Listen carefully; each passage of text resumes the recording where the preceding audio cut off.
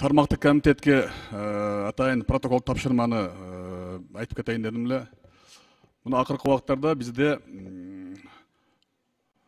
таможня кызматы 3-4 жыл мурун кирген машиналар боюнча азыр өтө катуу иш алып бара баштады.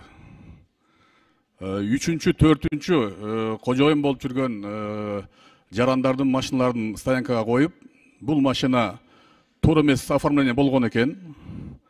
Бул Армениядан кириптир, бул Абхазиядан кирген экен деген иштер башталыптыр. Тармактык комитет ушул маселени атайын комитет жыйынында карап койсо, себеби бул негизги күнөө ошол таможня менен чек ара кызматында. Үчүнчү сатып алуучу болуп сатып алган карапайым элдин эмне күнөө? Азыр ол эң ошол сатып алган жөнөкөй кишилер машинасын алдырып коюп чуркап жүрүшөт. Азыр дейт экспертиза болуш керек, тергөө болуш керек. Өздөрүнүн кызматкерлерин жазаласын биринчи кезекте. Кантип ал машина кирди?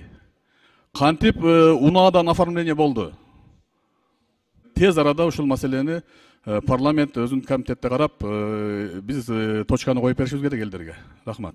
Рахмат. Бул маселе боюнча урматтуу Улукбек Сулукбарович, чынында абдан көп кайрылуулар бар коомчулукта, биздин жарандардан өз маалында көрсөтүлгөн маселе.